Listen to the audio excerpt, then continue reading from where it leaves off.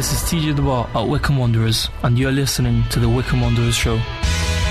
Welcome to the latest edition of the Wycombe Wanderers. I've definitely given up counting now. Dear. I honestly can't remember. You've forgotten what the show was called. I think it sounded like you were going to get the name wrong.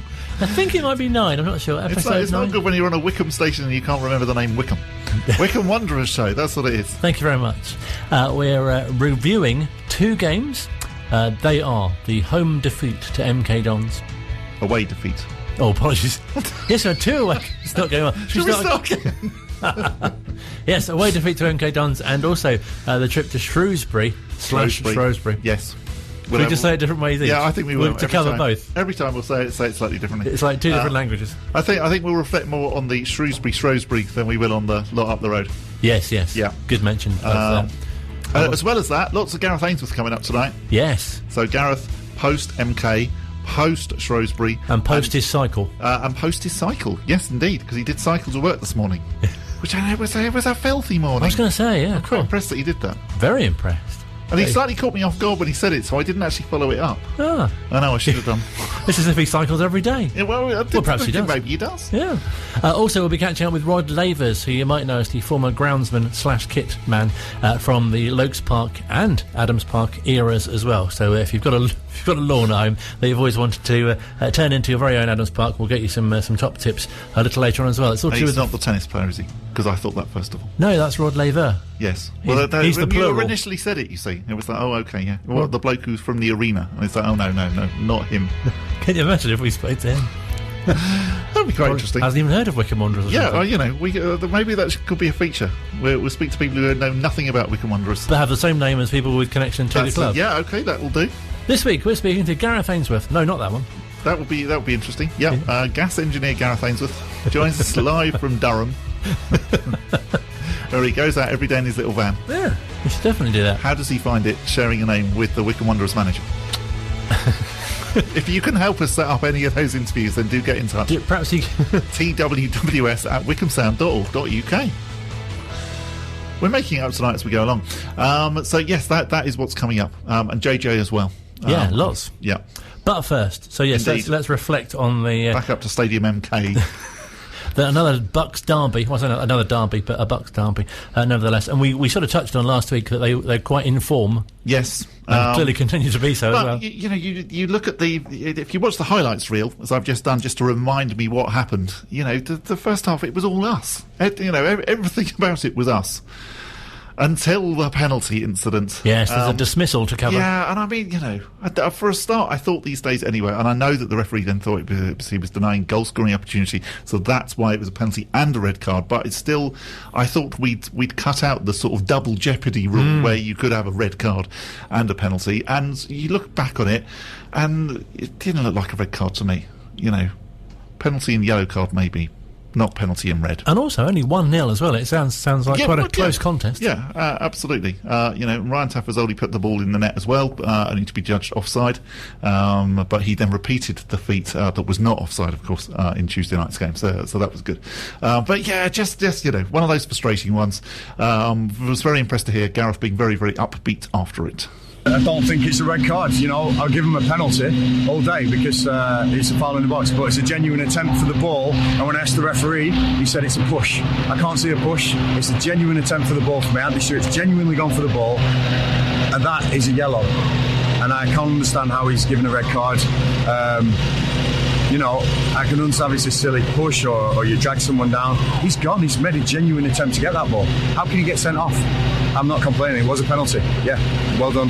MK Dons beat us, but you didn't put us to bed with 10 men. I thought the boys were superb at 10 men. They defended so stoutly, really good, and we knew it would be really tough because they're a good side. They keep possession really well. But I said at half time, if we can soak up the pressure and defend like you can defend, we may catch these on the break, and we were so close. I'm proud of that performance, and that'll do me. And football's great because they've got to come to us now, and we'll see them there. But fair play, MK Dons win the game. Very square. That first 5 minutes of the second half, it looked like it might be a long afternoon, especially off the back of a draining midweek trip to Manchester City. But the boys dug in, and like you said, that second goal from MK Dons just never really came, didn't look likely. And I think David Stoddard's had one shot to save second half. One shot from range where I expect him to save. I think there was some nervous moments at that end, and that's good for me, you know. Bale, Brendan Hanlon coming on, you know, we played Man City Tuesday, so the legs, for me, phenomenal fitness levels. You know, a couple of their players came up and said, you got a good team there. I know, yeah, I'm really proud of them. I'm really, really proud of them. And we'll go on and win as many points as we need this season. But, you know, I just gutted on that decision because I believe it was a great tie. We created some great chances in that first half. Real fantastic save from their keeper. You know, off Sam Vokes, brilliant. We've hit the crossbar, we've had numerous set plays. It just didn't go for us, you know, and a couple of decisions I thought could have gone our way. The referee saw them differently. He saw him his way, and that also, you know, was MK Dons' way at the end because, you know, they get the penalty, they get the red card, we're down to 10 men. It's tough. They're a good side. But they didn't put us to bed at 10 men, and that's positive for me, real positive. Away from home in a tight game, you've alluded to the chances. You know, you're going to want your team to be more clinical as the season progresses in those situations. Yeah, of course, yeah. We want to score. We score one of the early chances. I think it's a whole different game. One of the late chances, you know, but, you know, like I say, 10 men, it's hard against any team, especially in modern football. We've done it. We almost did it today. I wish we could have done Stockholm Neil in a magic moment at the end there, but it wasn't to be, you know. But super positive. Go to Shrewsbury on Tuesday, pick them all back up. Got rotations that I can do. I want to appeal Anthony Scott. I'm not sure whether we will or not, but I can't see if you're a young man on the football pitch and you make a genuine attempt for the ball and you get sent off for that. Why do we have this rule? Just say referee's discretion, because by the rules he should still be on the pitch, in my opinion. Gareth, I've got to ask you about the shoes. We've not seen the red shoes for a while. What's brought this about? No, I'm off to a wedding later, so they're now wedding shoes. They're not touchline shoes, but it's you know, give them an airing now and again. We talk about the shoes out there today and the legs that were in those shoes. They would never stop running. Curtis Thompson, you know, Josh Scowen, the back three who all played midweek as well, you know. Just a fabulous show of fitness, strength, organisation, tiny bits, you know, tiny moments, sticky goals in when you can. And, you know, we got caught out with maybe an offside decision, I'm not sure. I don't know if we've got that right or wrong, but at the moment, I'm proud of that. We'll go on Tuesday, we go again. Wycombe Wanderers fans, you were absolutely brilliant. Thank you. Well, by my notes, the last time I saw them, an away defeat and a red card, does red shoes spell danger? It may be, you know. So we'll see what happens on Tuesday. But like I say, really proud of the boys. Really pleased we came here, and do you know what? I think that there'll be more worries in the home dressing room today than there is in the away dressing room. Gareth speaking to Phil about the red shoe diaries whilst vacuuming. Yeah, it did sound more like vacuums than lawnmowers. Yes. NK. Perhaps it was one of those leaf blowers. That's a bit more topical for the time of year, isn't it? That's very true. And I never understand those because it's just like, well, what's the point? Because it just everything goes everywhere. Yes. And they have two settings, don't they? There's blow and suck. That's true, yes. But I can't help thinking that we've meandered from the topic at hand.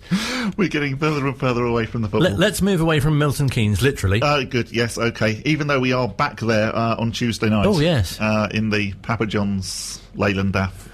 Oh, come on, I can't think of any more sponsors, and that's had the most amount. Johnston's Paint, that's the one. Yes, and you'll hear from Gareth again a bit later on, talking about his kind of mixture, if you like, of first team / younger players in that competition. Freight Rover. Oh, yes, listen out for very good. Yeah. Leyland Daff, you said Leyland Daff. Leyland Daff, yeah, it's probably the best one.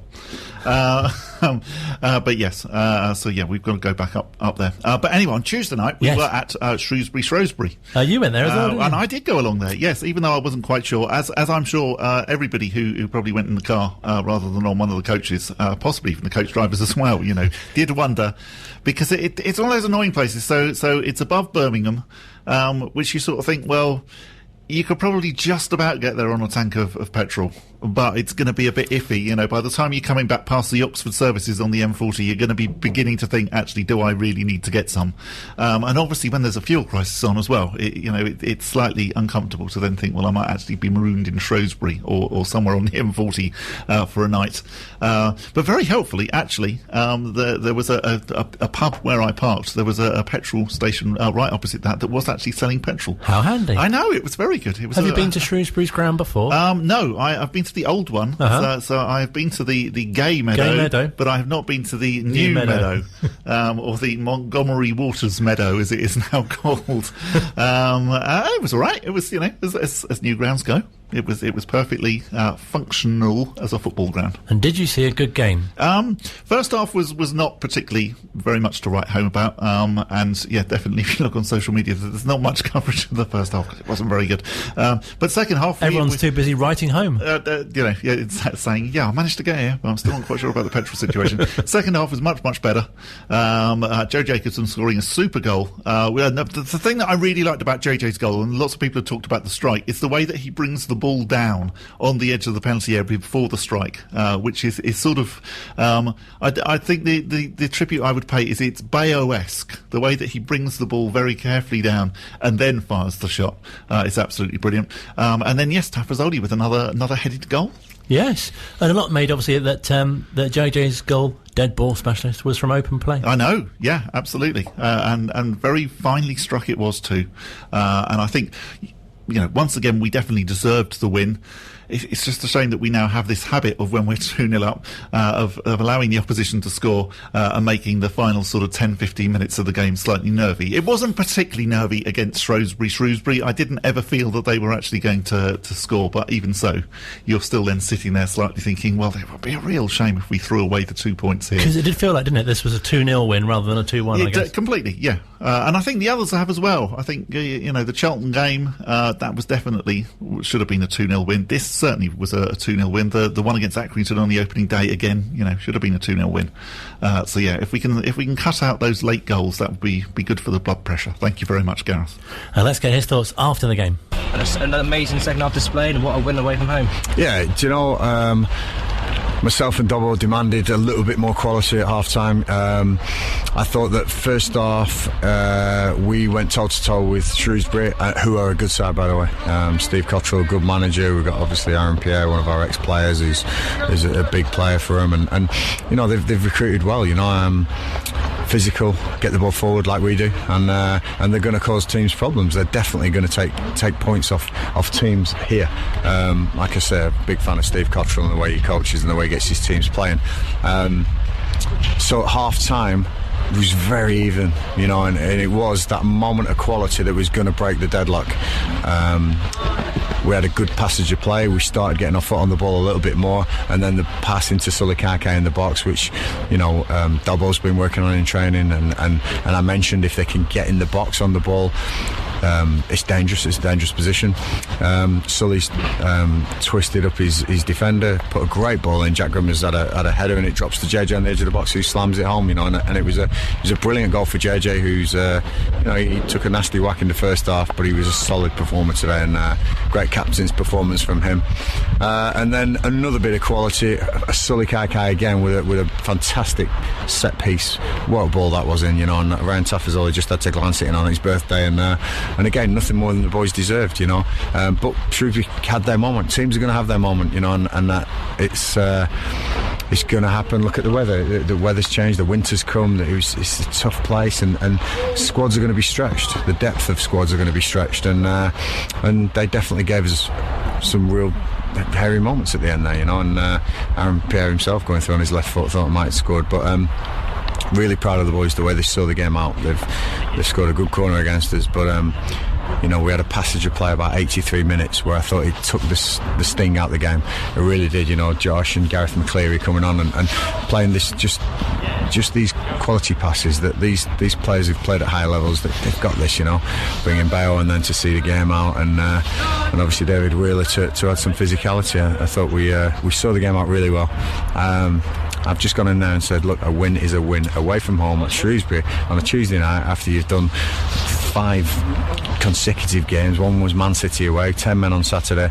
I think this is a great win, and I'm looking forward to Saturday night against Morecambe. Well, it must be an absolute credit, just like you said, that we've got a full team right now, having played 5 games on the bounce. It must be amazing to have a full fit squad ready to take the next team. Yeah, the depth Ryan in the squad is something that I'm proud of, and I'm thankful to the owners, again the Currigs for letting me get these players in, because you look at our bench tonight, Darryl Horgan, international, Gareth McCleary, ex-international, Asma Meti, international, Jordan Obita, Bayo, David Wheeler, and Adam Prisbeck, he's a really top bench. We've got Dominic Gape to add to this, who didn't make the trip because he's expecting, and I don't know if I've missed anyone out, but he'll be a quality player as well. But we've got this depth which is really important, which enables me to rotate. We brought Kake and Hanlon in tonight in place of Horgan and McCleary.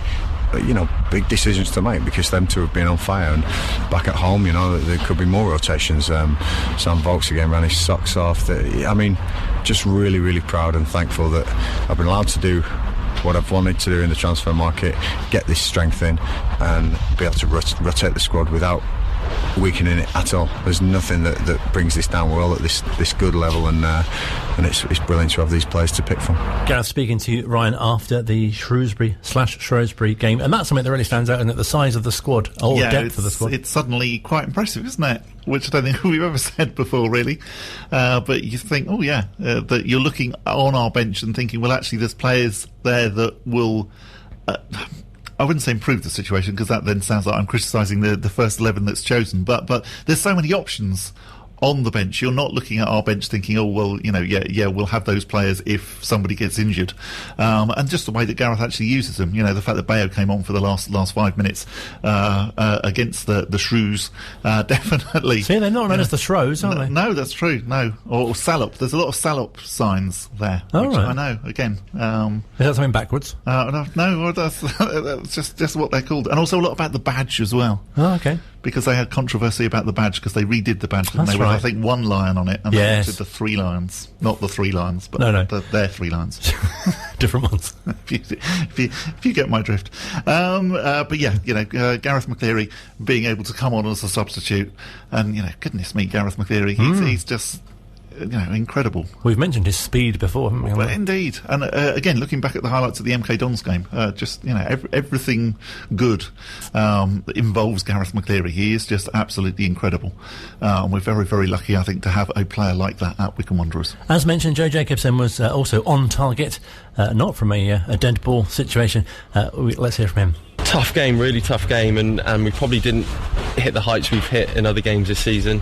We knew it was going to be tough. Gaffer spoke before the game and said these are the kind of places you need to come to if you want to kind of do something in the league. And at half time we said it's just going to be 1 or 2 little bits of quality that are going to kind of decide this game from either team. And I think first half we didn't really do enough on the ball. I think we were sloppy at times, and I think second half then we had good spells where we got it down, got into some good areas, scored a couple of goals, and again at the minute, like we've done, we've kind of made it difficult for ourselves late on, but I think we stayed strong, and we rode our luck a little bit at the times, but good victory, take it home, and on to home performance on Saturday, hopefully. Most people will see Jacobson down as a score, they'll just assume it was from a corner or from a penalty, but from open play you don't get many, do you? No, I'd like to get more. It's just one of those things. I popped up, I don't really know what I was doing there. It's just one of those things that sometimes that you just follow the ball and end up being in a position. Fell to me nicely, and I managed to take it. Dobby will tell you that when we're doing shooting practices, I'm always the first one to ask to be involved, and he's like, no, this is just for the attackers. So I'm thankful that it went in and set us up nicely for the rest of the game, so it was a nice one for me. Bit of debate online how many goals you have scored from open play for Wycombe. We think it's 3, but 2 of those have definitely been against Shrewsbury. Yeah, weirdly, Jay said that to me as we were coming off. He was like, it was your last one against them as well. And it's not, it's unfortunate. I had 3 amazing years here. I loved it. I loved living in the area. I loved playing for the club and had some really good times. And just one of those things that happened that I've scored against them a couple of times now. Like I said, I'll take it. I'm Wycombe, and it was a big victory for us tonight. And was it another milestone, this goal for you in your career? I think it's the 50th, yeah. It's amazing what a couple of penalties can do for you over the years. But yeah, one of those things again, which is a nice little milestone. Yeah, it's been however many, 14, 15, 16 years, whatever it is. So all these little goals, they all add up, and yeah, nice little milestone tonight. And your dad's been in touch as well. He's not shy on social media. He says you only score when he's on holiday. So what's your message to him? cancel the flight, stay out there for as long as possible. We don't need you back here. Go and enjoy yourself. Keep making yourself look like a handbag or whatever he's doing out there. Yeah, enjoy it. I'm sure I'll get a few FaceTimes tomorrow from him as he's laying on the beach, but yeah, it's nice that he's still looking out for Wycombe when he's there. It's been some tough games on the road for Wycombe recently. It must be nice to get on the bus now with the 3 points. Yeah, and I read somewhere about our record away on Tuesday nights when we stayed overnight, and look, the club do a lot for us of how we prepare and stuff, and we've come up yesterday, we did things right, and they're looking into a hell of a lot of different things about, reasons for this, about sleep patterns and stuff like that, so they're really trying to change that record that we had. Tonight showed that we can win away, but also our home form is where we've really shone this season, and I think out of the 9 games we played, we've only played 3 at home and won them all, so we're desperate to get back to Adams Park. We want to make it a fortress this season. We started off really well there, and if we can carry on picking up wins, then I'm sure we're going to have a successful season. And last question for me, left back's been your position for most of your career, left centre back of a 3 is where you're at the moment. You liking that new position? Yeah, I started off as a winger all those years ago, so I don't know how far back I can go from here.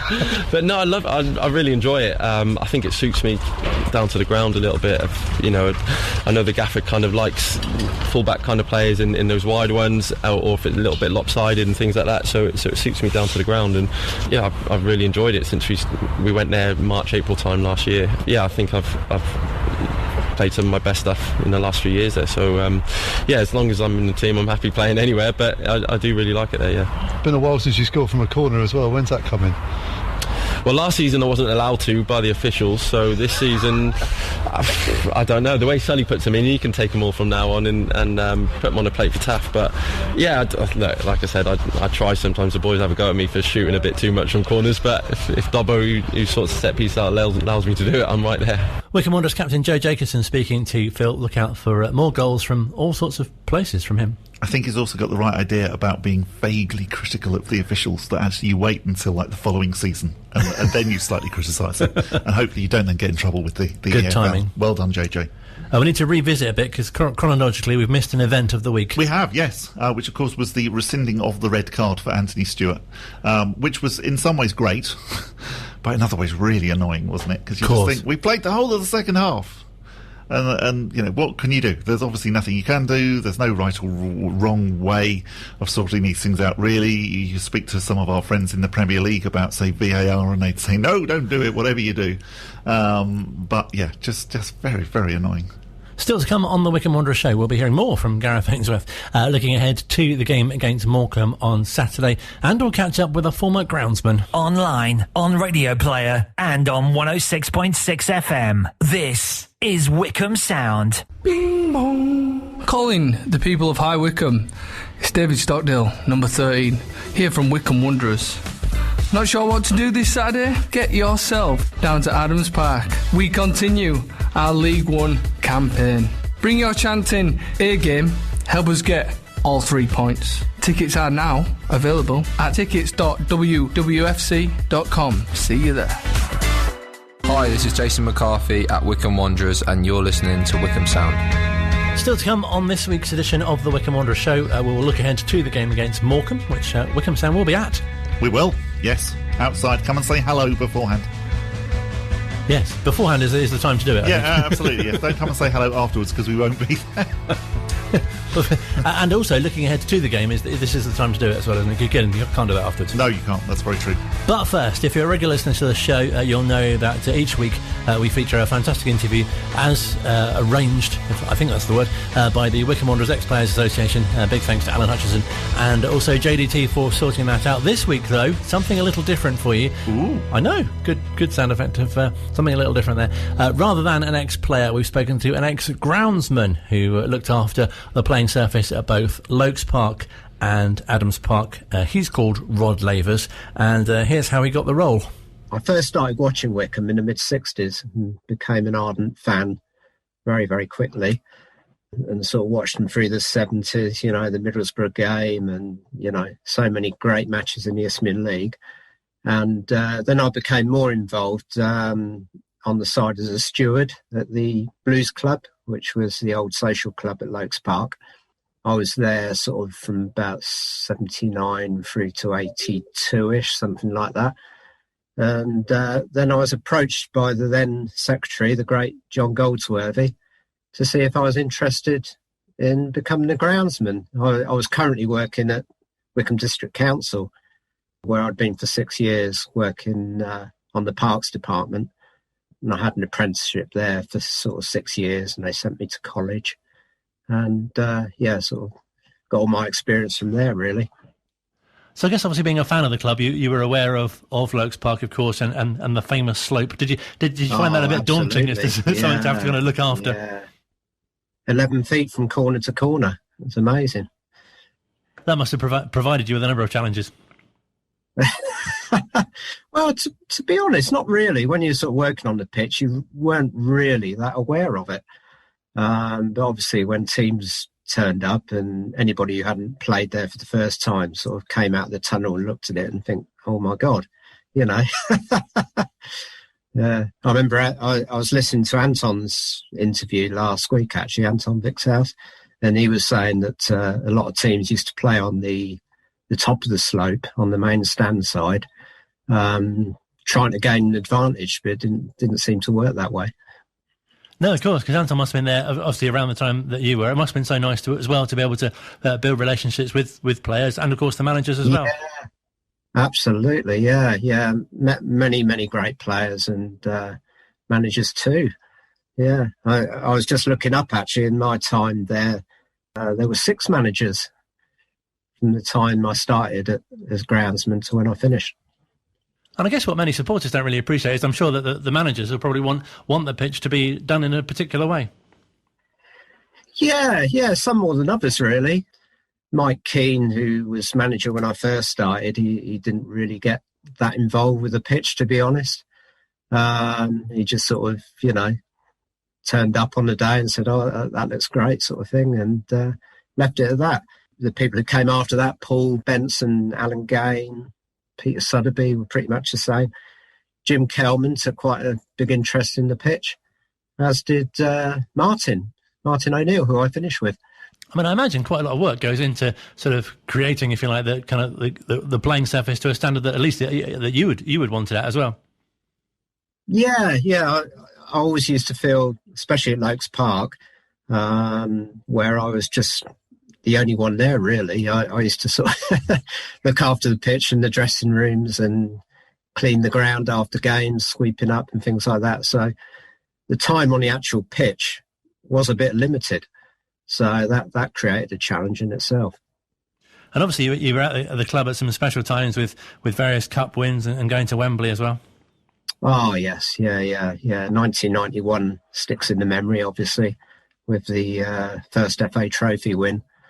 And it was a real thrill to sort of, because I used to be kit man on the away games then, and to actually sort of go to Wembley with the players and be able to share the thrill of walking out on that pitch was just incredible.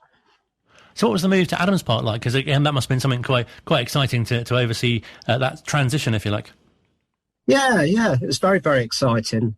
Brian Lee sort of oversaw most of that. He was like project manager, if you like, and he sort of kept me involved in all the developments there. And I used to go up and visit the ground with John Goldsworthy and see how things were going on. And it was amazing, really. Yeah, incredible times. There must be so much to kind of were there many differences in obviously looking after that pitch compared to, obviously there was no slope at that one, but I'm sure that was the main difference. Yeah, the interesting thing about the pitch at Adams Park then, I mean, obviously it's changed now, but it was sort of new technology, whereas it was almost entirely sand. There was very, very little loam in the pitch. So that was to try and get the more root development going on in the pitch, which worked well for the first year, but the second year wasn't so good.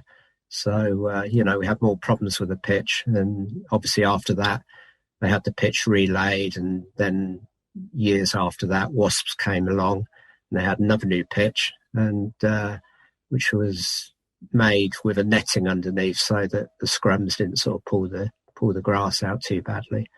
But yeah, pitch technology has moved on incredibly since my time.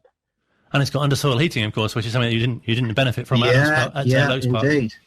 Yeah, absolutely. I mean, the pitch at Adams Park now is incredible. Because I think I remember hearing as well when I was at school, and people used to say that I think it's Adams Park is the same dimensions as Wembley. Perhaps that's certainly the old Wembley. Is that the thing? It is. That is exactly right. Yeah. Because I guess many teams might find that a bit daunting as well, because they're used to slightly smaller pitches.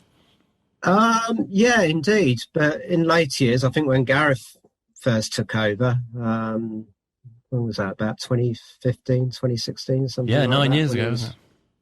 Yeah, that's right. I remember him sort of. He brought in the touchlines to make the pitch narrower because it suited the style of play that he wants to play. So, but when it was a full-size pitch, it was a very, very big pitch to play on. Have you got any memories of particularly challenging weather conditions which would have made your job especially difficult? Nothing springs to mind. Obviously, we had snow. I mean, a lot of the older supporters remember the Peterborough game in the FA Cup we had, which was called off within about an hour. It's the famous one with John Motson standing on the pitch in his sheepskin coat, which was amazing because Peterborough came along the motorway and got to Handy Cross. And at Handy Cross, there was no snow at all. And when they came down to Adams Park, the pitch was covered with about 2.5, 3 inches of snow. So obviously, no way the game was going to go ahead. Is that something you knew well in advance? You looked at that and thought, we're not playing on that today. Caught us all completely by surprise. But after that, I mean, there were games at Loakes Park and Adams Park where we had a lot of snow, and it was just fantastic to see the support from people who turned up with shovels and things like that to help me get the lines cleared and get the match on and make it playable. It must be a role as well, which you must be so proud to have done for the length of time that you did. It was, yeah. I felt really privileged, and obviously being a fan of the club, it was home from home for me to go to work. It's just an absolute joy, really, and to mix with all the characters there and the players and managers and just be so heavily involved and going on many away trips on the coach and having a chat with players. It was just great times. It must have been such a brilliant insight, as I say, just to have that close relationship with not only the being responsible for the pitch, but also, as you say, the kits as well. Yeah, that's right. Yeah. It took up a lot of time. Sorting the kit out and doing things for the away games and getting the drinks ready and things like that. Fortunately, there was no mishaps. I don't remember taking the wrong kit or anything like that. So, I was going to say, you must have some great kind of behind-the-scenes stories and things that are quite kind of quirky things that probably happen that supporters don't get to see. Yeah. Things that I probably couldn't talk about, things that happen in the dressing rooms. After games, maybe after heavy defeats, things flying around and some choice language. And what did you enjoy most about the role? Because I imagine, as I say, you must have taken great care as to caring for the turf. Yeah, I especially, I think, in the latter years, I enjoyed the away trips. That was really good, and being able to meet opposing groundsmen, if you like, and sort of chew the cud with them, and gain some extra knowledge on how to look after the pitch. Telford springs to mind. I mean, any of the older supporters again would know what an incredible pitch that was. It must be so pleasing as well for you to kind of watch on as a fan now after being able to have contributed in that way as well.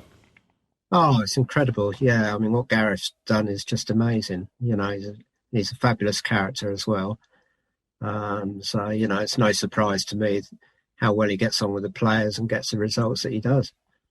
And really pleasing, as you say, that the work that the Ex-Player Association do as well. Really great to have the different generations of players still able to get together. Well, less so in more recent times, but hopefully from now on as well to kind of relive some brilliant times. Indeed, yeah. I mean, I try to attend as many functions as I can, like the annual dinner and also the quiz in March, which my team's been lucky enough to win on a couple of occasions. I was going to say, I hear you're quite a quizzer. Yeah, I do love my quizzes. And also, a couple of months ago, I was on the golf day at Winter Hill, which was a fabulous day. And got got to meet up with not only the players from the time I was at Wycombe, but also a lot of the older players going back into the sort of 50s and 60s. So the ex-players is such a tight-knit group, and it's fantastic for them to all get together and relive old stories and old times. And yeah, Alan Hutchinson and John Taylor have done such a good job with that, and it's just so great to get together with them. Because I guess years ago as well, the pitch must have got a lot more use than it does now, perhaps, because there was obviously reserve teams, and I guess they trained on the pitches as well. They did, yeah, because at Loakes Park they used to have the old training ground above the ground, which was sort of between the actual pitch itself and the nurses' area there for the hospital. But that wasn't in very good condition. So obviously when that got really bad, in the winter time, things like that, they would use the pitch more to train on. So, that's just the way it was. I guess when you go to football games generally now as well, you can't really look at the pitch in the same way as other people would.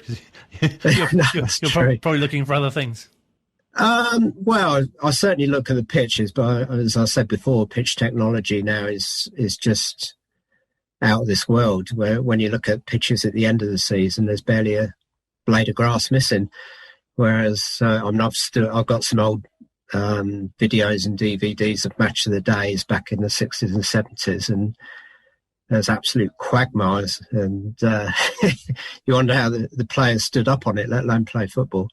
But nowadays, it's a carpet right the way through the season. I was going to say, you see so many, don't you, in the past of, as you say, goal mouths that are really carved up, or especially like the touchline where the referee's assistant, as they're now known, but the linesmen That's right. they seem to be almost sort of digging a trench for themselves, and the fact that they've run up down so much. Yeah. I've seen some incredible games on pitches, which were certainly not fit for football, that's for sure. And what have you been doing since your time of leaving the club? Because I imagine you've probably got a garden which looks exactly like a football pitch now with the stripes and everything. My wife wishes it looked like that way, yeah. But it's a bit like the plumber's leaky tap, isn't it? You never get round to your own, you're doing other people's. But now that I've sort of become sort of semi-retired, almost retired completely now, I get more time to look after the garden.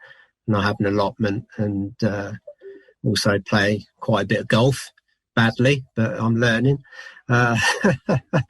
So yeah, it does look a lot better than it used to. Have you got any tips for anyone who might want to recreate their own sort of football pitch? Especially everyone wants stripes, don't they? You've got to have stripes in your lawn. They certainly do. Yeah. Not really, just plenty of weed and feed for your average sort of domestic lawn. Try and keep it open, aeration, lots of forking. That's it really. Without going into too many technical details, anybody can achieve a good lawn with a little bit of time and energy and a little bit of money. That's all you need. If you Inspiration for us all there. Recreate Adams Park at home. Definitely.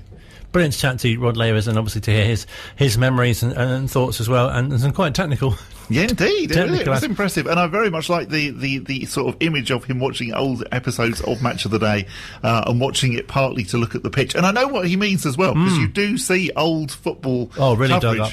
and you just think, goodness me, these days they wouldn't even dream of allowing that game to go ahead, whereas back in the 70s and 80s it was fairly standard. Tell us what we've got coming up in the final part of the Wycombe Wanderers Show. We've got Gareth Ainsworth again. Online, on Radio Player, and on 106.6 FM. This is Wycombe Sound. Hi everyone, it's Matt Bloomfield at Wycombe Wanderers, and you're listening to Wycombe Sound. Final part of the Wycombe Wanderers Show. In a couple of moments' time, we'll be hearing from Gareth Ainsworth. Looking ahead. Took a couple of moments to click where you were going on that. Yeah, we didn't rehearse that bit, clearly. No. Don't you rehearsed any of it tonight? No, well, we don't rehearse any of it. No, that's true. That's how you can imagine tell us live. Imagine if we rehearsed it. Anyway, first, you can catch us at Adams Park on Saturday at the, well worth mentioning, at the Morecambe game. Rob will be there broadcasting his show from 12 o'clock, so do go and say hello. Take part in the quiz, perhaps. And take part, well, whatever. The more the merrier. He will be very, very pleased if people go up and say hello. He'll literally talk to anyone. He will, yes. Talking of anyone, we've got someone to say happy birthday to. We have big hello. a big hello to Amelia, who is 11 today. She is what's being described as a super crazy wanderer, and there's a lovely picture of her walking out of the tunnel. I assume, well, on a day when she was a mascot. I'm not exactly sure, but not that she's a new signing or anything. No, well, you never know, actually. One of Sam Grace's early talent spots. Indeed, yes, she's going to be in the development B team squad or whatever. It always seems to have a different name whenever they talk about it. Brilliant to be 11, though, isn't it? Yes, yeah. It was a long time ago, wasn't it? But yes, hello, Amelia. Nice to know that you're listening, and hope you have had a fantastic birthday. Good time to have a birthday as well, right at the end of September. I don't know why. Any time's a good time to have a birthday, isn't it? I'm not quite sure where you're going with any of this tonight. Oh, okay. No, me neither, to be honest. It doesn't matter. It's just as if like if you were one of those sort of like players on FIFA. It's as if you know, like you can control the level of the referee, whether the referee is like really lenient or really. So tonight it's sort of like as if you've gone to like bizarre setting. So like sometimes it's like mainstream, and other times it's bizarre. And tonight you've definitely gone down towards the bizarre setting tonight. Thank you very much. That's all right. I do mean that in a very loving, complimentary way, not in a bad way at all. No, I took it in the right way, I think. But first, Bob spoke to Gareth earlier today. Let's take you back, first of all, to Saturday. Whilst it must be wonderful that Anthony Stewart's red card was then overturned, it must be so frustrating as a manager to know that you then played the whole of the second half with only 10 men unnecessarily.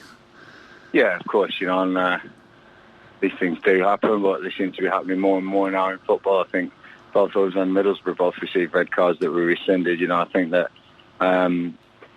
the rules, the interpretation of the rules, I think everyone knew what had happened except the referee. You know, and Anthony made a genuine attempt, and to have that overturned was the right decision. But obviously, I thought not just the boys having to play with 10 men and being obviously stretched and tired further. The fact that with 11v11, I thought we were by far in the game. I thought we had the best chances of the first half, right up until the penalty shout, and I think the second half would have gone in pretty much the same vein. But you know, you have to take these as a manager, and it's all part of the game. But you know, after 9 games, you know, only losing 2, and one of them, we have a genuine belief that we wouldn't have lost if we'd have had 11 men. I think it's a real good start to the season. So there's plenty of positives to look at. But you know, I'm glad that the EFL made the decision and the FA made the decision to rescind the red card, because on Tuesday Anthony was needed, and obviously we all saw that. So yeah, gutted. But as I said after the game in my interview, you know, I think that the fact that MK Dons didn't put us to bed shows character, shows how far we've come as a team, shows resilience. And 11v11, I think we definitely get one over on that team. But we'll have to wait until they come to Adams Park for that to happen. Right now we've got a lot more games to concentrate on, and we're looking forward to those. And then on Tuesday night, a fantastic display against Shrewsbury, particularly in the second half. But in particular, I want to mention a fantastic display from all the fans that managed to get there. Clearly, at the moment, with the problems with the petrol, it was quite impressive to see actually so many in the away end. Absolutely, and if the fans want to know if I'm doing my bit, then I've cycled in this morning to work from where I live. So, yeah, definitely in appreciation of those guys as well. I'm trying to do my bit and save a little bit of petrol. So, you know, when I can cycle in, I did. But I take my hat off to them all, because not only is it a Tuesday night away at Shrewsbury, and we got home at 3 o'clock, but we all have Wednesday off, and we all take it and sleep in. Some of those people would have gone to work, and not just gone to work, probably got up early to try and find some petrol somewhere or some diesel somewhere that they've not wasted, but used coming to watch their beloved Wanderers, you know. So I cannot, you know, sometimes I cannot fathom how they do it, and you know, the passion they show for this side. We just want to replace on the pitch and show them that we really care, and my boys really thank you for all your support. And you saw, you know, some cracking performances.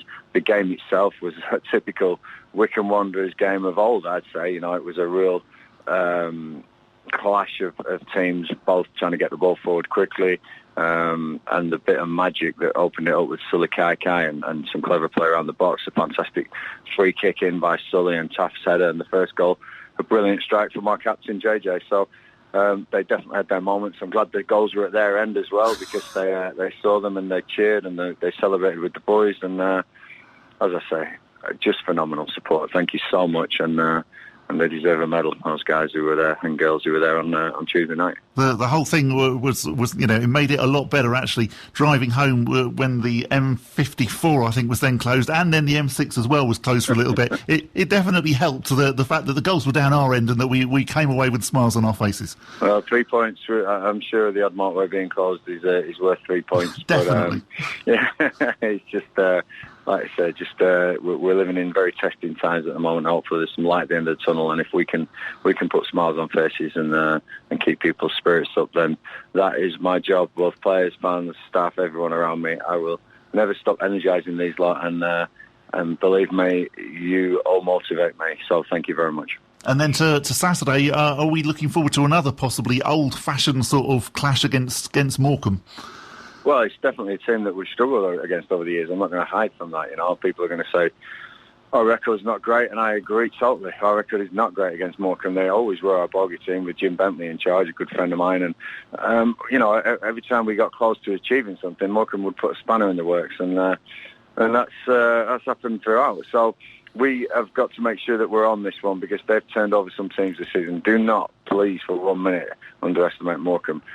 People probably did that against Wycombe 3 years ago in League One, and we got some fantastic results. Some real good results in League One, and I think Morecambe are showing just why they got promoted. They just needed probably that glimmer of light, that glimmer of League One football to show what they're capable of. And being a Northwest team, I'm very proud of them. But all I want is a Wycombe win on Saturday. I've asked the boys to give me as many points in these next 4 games. I've asked for maximum points. I want maximum points if we're going to want to achieve this season, and to do one of our bogey teams at home, even though we haven't played them for quite some time, is a big ask, and we're going to be working really hard over the next 2 days to make sure that we know what we're going to do against Morecambe. We know how we're planning and their strengths and weaknesses, and I say if those fans can make the trip, I know it's Morecambe, but it's League One, and where we're sat at the moment is very exciting. So please get down to Adams Park and get behind the chair, boys, because we need you. And then on Tuesday night, another trip up to MK. I'm assuming that probably the Papa John's Trophy isn't the main of main importance this season, but even so, it'd be nice to get one over on them after what happened last Saturday.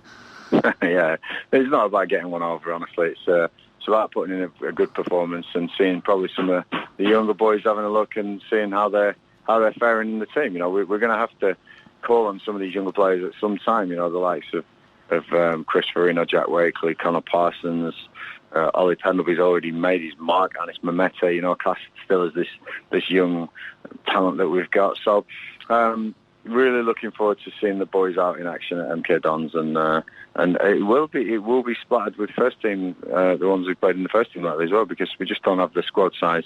So I don't want anyone thinking this is just a tournament where our young boys play. I'm sure there's going to be some of the older players playing too, and that's part and parcel. But it's a good time to get some football minutes into these development boys.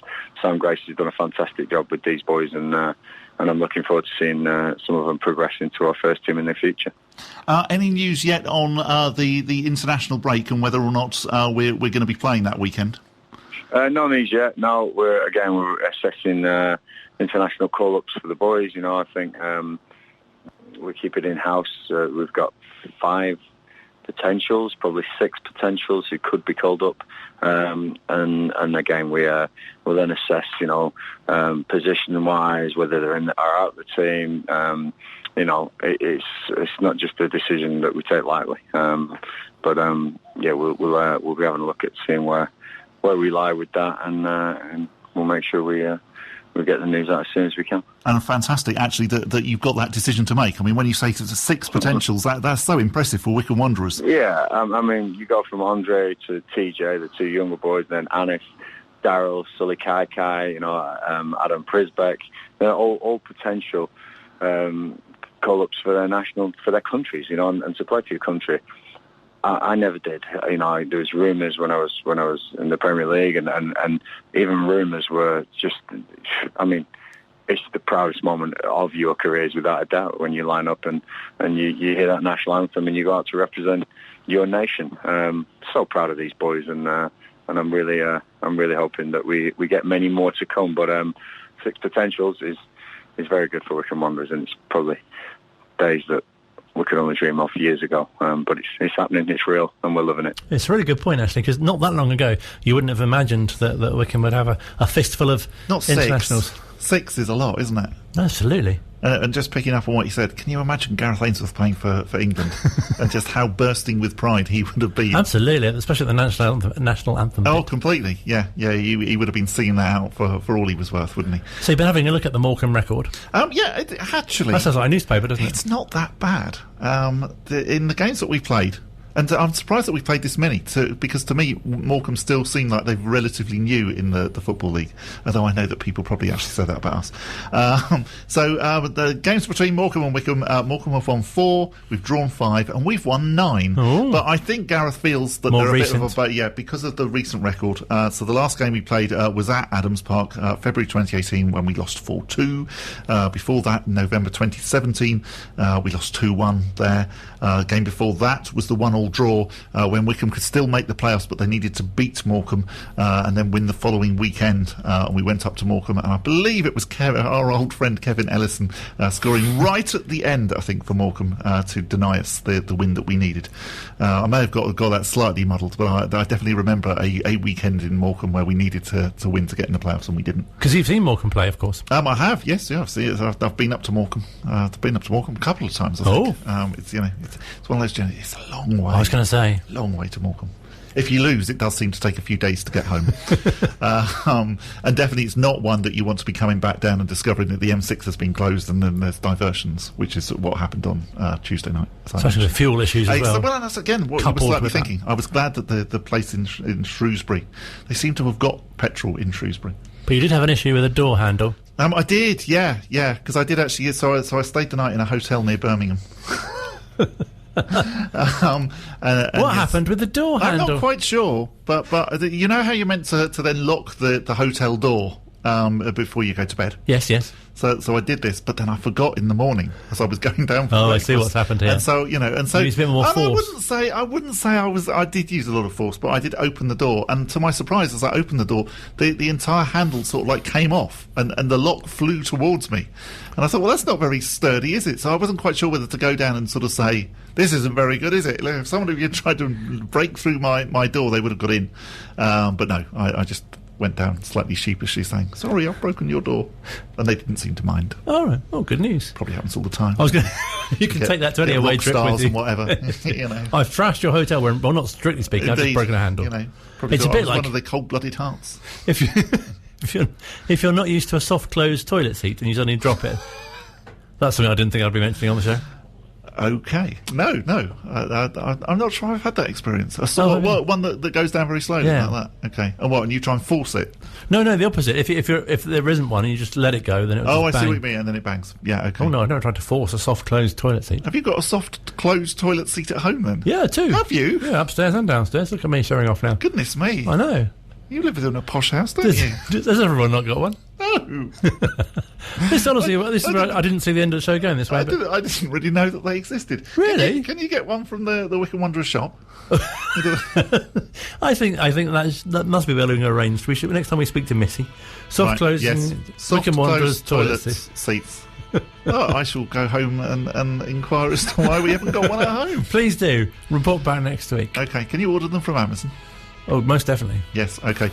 We should say, yes, we're playing Morecambe, incidentally, on Saturday. Tickets are still available. And then we are away again to the MK Dons in the Papa John's LDV Vans Associate Members Trophy on Tuesday night with a 7pm kickoff. We need to win that game because otherwise it does look pretty much like we are out of the competition because, of course, we've already lost to the Aston Villa under-21s. Lots to discuss and an international break next week as well. Yes, I shall go and examine the toilet seat at Wycombe Sound Towers to see whether it's a soft closing one. Don't think it is.